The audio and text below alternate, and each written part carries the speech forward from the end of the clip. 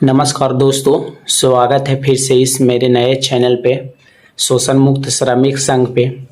जैसा कि दोस्तों हम लोग जान रहे हैं कि आन दिन होने वाले घटनाओं के बारे में आज चर्चा लेके आए हैं, जैसा कि और पाखंड और अंधविश्वास के कारण होने वाली आकस्मिक घटनाओं के बारे में चर्चा और मूर्ति विसर्जन के दौरान होने वाली घटनाओं के बारे में आज हम फिर से तिल्हाड़ा संस्कृत उच्च विद्यालय के प्रधानाध्यापक प्रबोध कुमार प्रवीण सर के पास आए हैं, जो आपको इस पे विशेष जानकारी देंगे।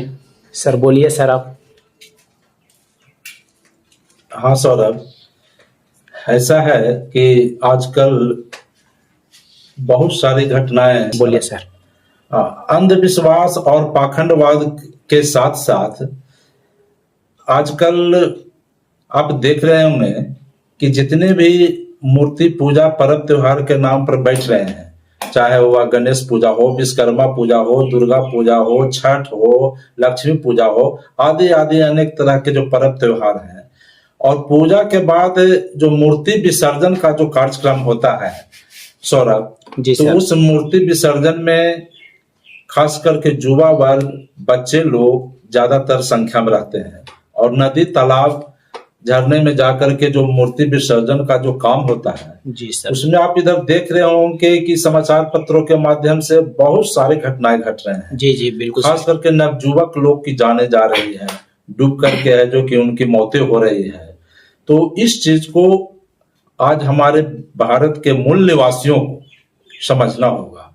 इसमें केवल मूल निवासी का ही क्षति हो रहा है। इसमें ऐसा नहीं है कि किसी ब्राह्मण का बच्चा है जो कि डूब रहा है। इसमें ओबीसी के लोग, एससी के लोग, एसटी के लोग जाकर के, अल्पसंख्यक समुदाय के लोग जाकर के है जो कि मैंने उनका जीवन जा रहा है। जी सर।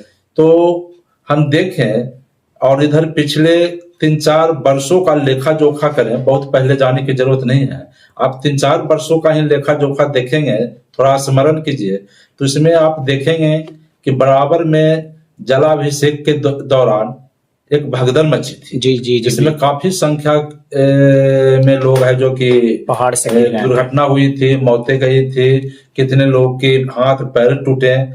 तो इस तरह की घटना घटी है जी। अच्छा, उसके बाद आप देखे होंगे कि हाजीपुर में आपको जलाभिषेक के दौरान विद्युत स्पर्श के कारण है जो कि मैंने घटना घटी, जिसमें 12 लोगों की मौत हो गई सर। अभी 1 साल भी नहीं हुआ है, आप कुंभ मेला को उठाकर देख लीजिए। जी सर जी। कुंभ मेला को उठा के देख लीजिए।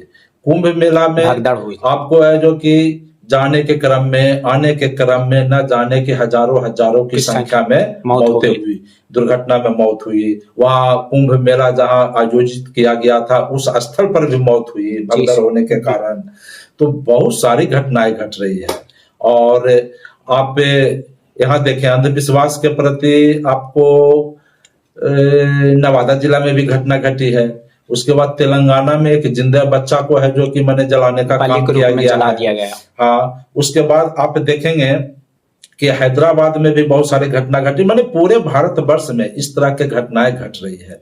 अभी अभी आप देखें, तिल्हाड़ा में वर्तमान मुखिया के 2 बच्चे जो थे, करीब करीब 21-22 वर्ष उम्र के, वह बोकारो में विश्वकर्मा पूजा के दौरान उनकी दामोदर नदी में डूब करके मौत हो गई।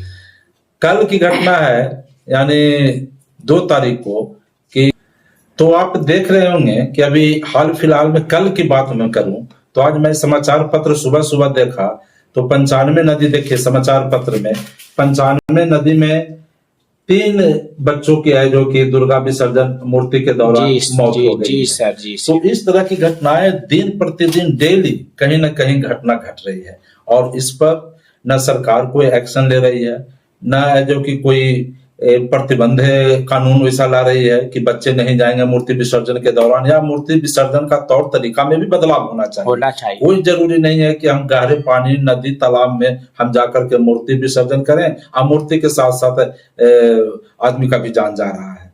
तो इस तरह की घटनाएं जो घट रही है, इस पर बहुत सोचने की जरूरत है, और खास करके हमारे मूल निवासी के बुद्धिजीवी वर्ग को भी आगे आकर के इस पर सोचने की और पहल करने की जरूरत है। तो मैं जहां तक समझता हूं कि जो भी समाज में जो कुरीतियां फैली हुई हैं, अंधविश्वास जो फैले हुए हैं, पाखंडवाद जो फैले हुए हैं, हमारे पुरखों के द्वारा जो प्रथा जो चली आ रही है, उस पर गहन सोच विचार करने की जरूरत है और नए कदम उठाने की जरूरत है। यह कोई जरूरी नहीं है कि हमारे पुरखे जो करते आ रहे हैं वही काम हम आज भी करें, समझे कि नहीं। और यह जो ब्राह्मणवादी जो व्यवस्था है हमारे समाज में, जो थोपा हुआ व्यवस्था है, समझे कि नहीं, हम लोग का तो व्यवस्था को तो इन लोग लुप्त कर दिया है। और ब्राह्मणवाद है जो कि 90% लोगों पर, 90% मूल निवासियों पर कहें तो यह है जो कि अपनी बातों को थोप दिया है और वह आज हम ढोते आ रहे हैं। लेकिन आज हम लोग शिक्षित हुए हैं, आज यह वैज्ञानिक युग आ गया है, आज रिसर्चों का युग आ गया है। तो इस समय में खास करके मूल निवासी के बुद्धिजीवी वर्ग को आगे आकर के यह बताने की जरूरत है कि इस तरह का कुकृत हम लोग काम ना करें, इस तरह के पाखंडवाद से हम लोग बचें और अपने जीवन को अनमोल बनाएं।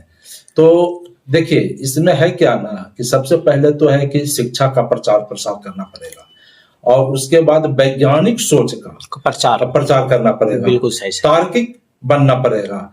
आखिर कोई भी काम जब हम करने जा रहे हैं तो उसके पहले हमको सोचना होगा कि यह काम हमारे लिए कितना महत्वपूर्ण है। क्या मूर्ति विसर्जन के दौरान हमको गहरे नदी तालाब में जाना जरूरी है? नहीं सर, बिल्कुल इस चीज को सोचना पड़ेगा। जैसा कि आपने सोचना चाहिए कि जो मूर्ति रहती है, जो अक्सर दहाए जाते हैं, ज्यादातर मिट्टी का ही बना होता है। आप उसे गहरे पानी में भी ना जाकर अगर आप किनारे पे दहाते हैं तो मिट्टी गल जाएगी।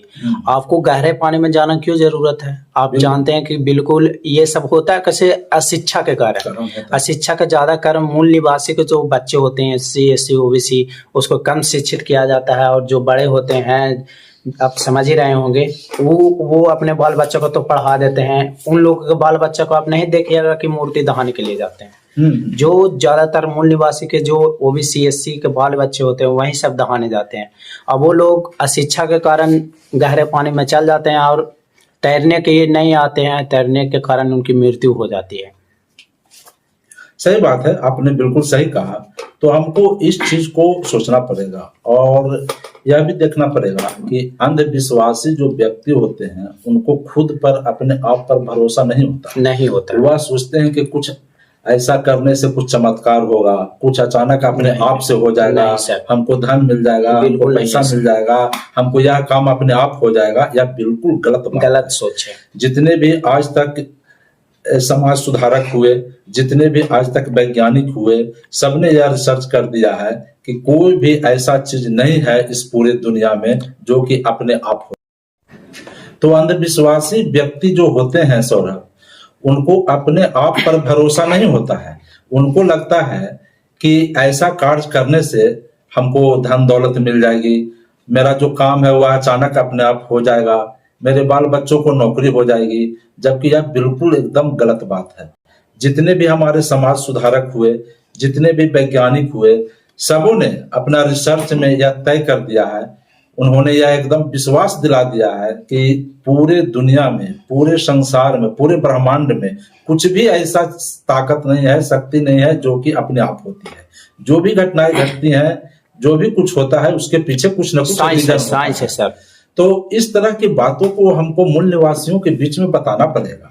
नहीं तो जिस तरह से घटनाओं में बेतहाशा वृद्धि हुई है, ये अंधविश्वास और पाखंडवाद के कारण जितने लोग की जाने जा रही हैं, तो उस अनुसार से तो लगता है कि ये बहुत बड़ा समस्या माने उत्पन्न हो जाएगा। और इसके पीछे ना कोई संस्था, ना कोई सरकार कुछ नहीं सोच कर रही है, कुछ नहीं सोच विचार कर रही है इसको कैसे रोका जाए, बल्कि इसको और प्रोत्साहन कर रहा है, समझे कि नहीं। तो इस तरह की बातें हैं। और हमारे कबीर साहब ने एक दोहा कही थी कि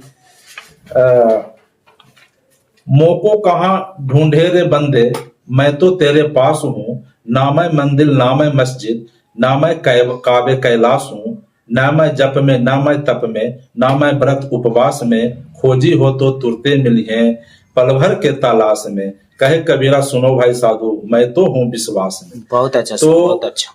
इस तरह की बात को हम लोग बुद्धिजीवी वर्ग को सोचना होगा और जो जहां शिक्षा की कमी है उन समाजों के बीच में जाकर के हम लोग को वैज्ञानिक सोच को, तार्किक सोच को, शिक्षा के महत्व को बताना होगा। बिल्कुल बात सही कहें सर। जैसा कि हम जानते हैं कि हमारे समाज में ये परंपरा बहुत दिनों से चले आ रहे हैं, कई सदियों से चले आ रहे हैं, हमारे पूर्वजों से ही चले आ रहे हैं। लेकिन अब जो नवयुवक समाज है सर, उन लोग को तो शिक्षित हो गए हैं, वैज्ञानिक सोच भी कुछ डेवलपमेंट हुई है, तो ये लोग को सोचना चाहिए कि पहले के जो पूर्वज होते थे इतना डेवलपमेंट नहीं होने के कारण अच्छी शिक्षा, अच्छी परिश्रमी ये सब नहीं मिलता था। लेकिन आज के जो समय है वहाँ वैज्ञानिक सोच, वैज्ञानिक डेवलपमेंट कितना हो चुका है, टेक्नोलॉजी कितना बढ़ चुका है, और तब पर भी ये सब अंधविश्वास, ये सब पाखंड के चक्कर में लगे हुए। ये कुछ समझना चाहिए कि प्रकृति में हर एक वो घटना होती है जो सब फिजिक्स, केमिस्ट्री और बायोलॉजिकल टर्म से होती है। ऐसा नहीं है कि शारीरिक जो व्यवहार से करने से ही शारीरिक उत्पन्न जो चीज़ होता है शारीरिक बायोलॉजिकल टर्म से होती है। और अगर देखा जाए कहूँ बम विस्फोट हुआ, कहूँ कोई अथी हुआ, केमिकल के रिएक्शन से होती है, कहीं ना कहीं फिजिक्स के नियम वहाँ पर काम करता है कि नहीं सर? हाँ। लेकिन ये लोग कहते हैं कि नहीं, वहाँ एक अद्वितीय ऊर्जा आ गया है, दैविक ऊर्जा है, राक्षसीय ऊर्जा है, या कौन कौन ऊर्जा बना के सब है, जो अखंड और पाखंड के चक्कर में, अंधविश्वास के चक्कर में लगे हुए हैं। जैसे कि हम लोग का काम ही है सर इस चैनल के माध्यम से लोगों को बताना, वैज्ञानिक प्रसार, वैज्ञानिक सोच, वैज्ञानिक डेवलपमेंट को आगे बढ़ाना, और सबको वैज्ञानिक तरीकों और वैज्ञानिक जानकारी प्राप्त करना, हर एक समाज तक जाना चाहिए वीडियो, ताकि सब वैज्ञानिक सोच को अपनाएं और अंधविश्वास और पाखंड से दूर जाएं। जय भीम, नमो बुद्धाय।